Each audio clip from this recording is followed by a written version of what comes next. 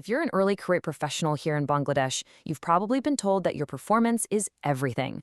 But what if I told you that in today's corporate world, the game is often decided long before your first big project is even done? Today, we are breaking down the unwritten rules of that first impression and why your entire career path might just get locked in within the first few seconds of you walking through the door. So let's start with this really critical idea. In big companies, leaders are always under a ton of pressure. They just don't have the bandwidth to do a deep dive on every single person on their team. So what do? They use mental shortcuts. And that's exactly why, especially when you're starting out, how you're perceived can actually matter a whole lot more than your hard results. So to really get a handle on this, we need a good roadmap. First, we're going to dive into the wild science behind that 7-second judgment. Then we'll unpack the psychological traps that make those first impressions stick like glue. After that, I'll give you a really powerful analogy, the supplier audit. And finally, we'll walk through a framework you can actually use to take control of your own professional story. Okay, so when we say fast, how fast are we really talking? Well, this whole process kicks off the second you enter a room. We're not talking about some slow, careful evaluation. Nope. This is all about the brain's need to make a snap judgment. And this is exactly where that famous 7-second rule comes into play. Yeah, you've probably heard about the 7-second rule for making a first impression. But what if the most crucial judgments, the ones that really matter, are made way before those 7 seconds are even up?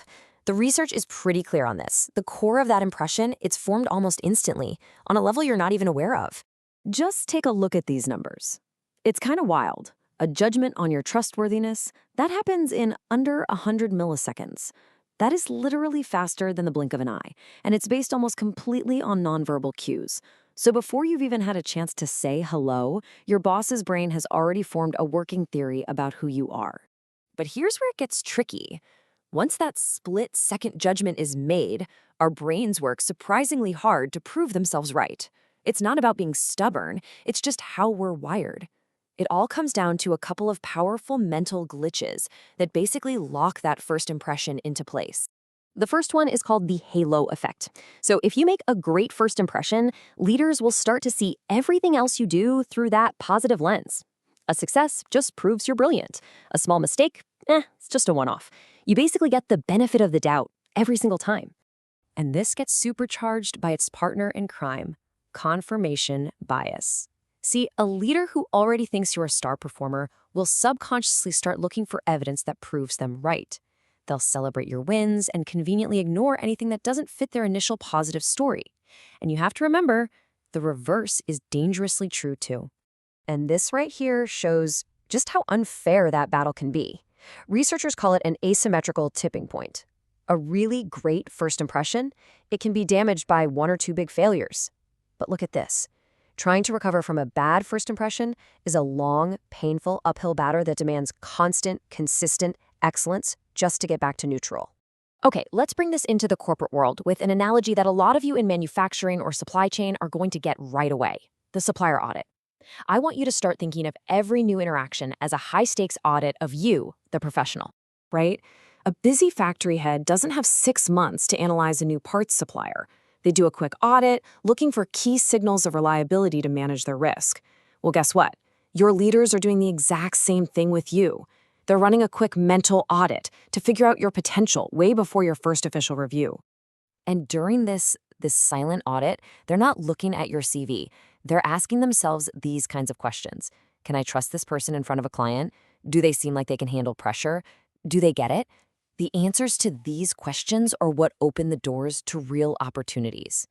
So the big question is, how do you pass this audit? Now, this isn't about being fake. It's about being strategic with your communication, about consciously managing the signals you're sending out. And we can break this all down with a really simple but powerful framework I call the professional presence signal model. This whole model is built on 4 key signals. If you can learn to consciously manage these 4 areas, you can start to shape how you're perceived in any professional setting, whether it's a quick chat by the coffee machine or a huge presentation. All right, first up, context awareness. What does that mean? It's your ability to read the room. People who have high potential just get it. They instantly figure out the purpose of the meeting, who the important people are, and the unwritten rules. This signals maturity, and it tells leaders they can trust your judgment. Second, communication clarity. And this one is huge. Leaders have this mental shortcut. They assume that how you speak is how you think. If you ramble on, you sound like your thinking is messy. Being concise signals clear, structured thought.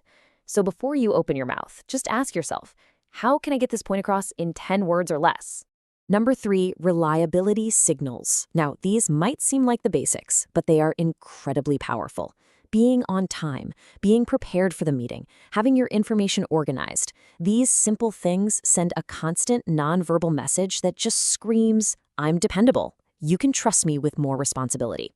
And number 4 is initiative presence. Now, this isn't about being the loudest person in the room. Not at all. It's about strategic engagement.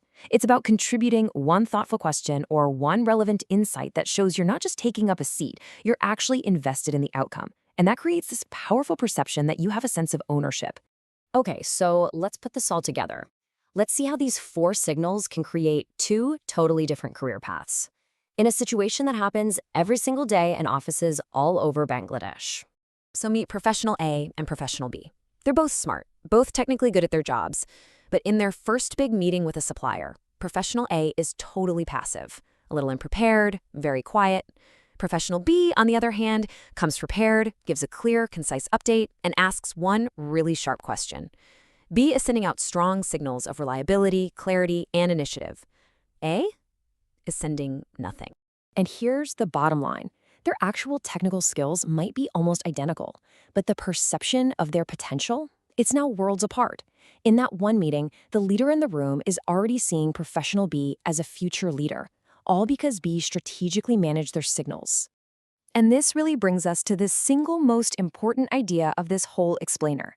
Corporate careers are not just performance-based systems, they are systems built on perception and the formation of trust. If you want to accelerate your career, you have to master this system, because trust is the currency that buys you real opportunities.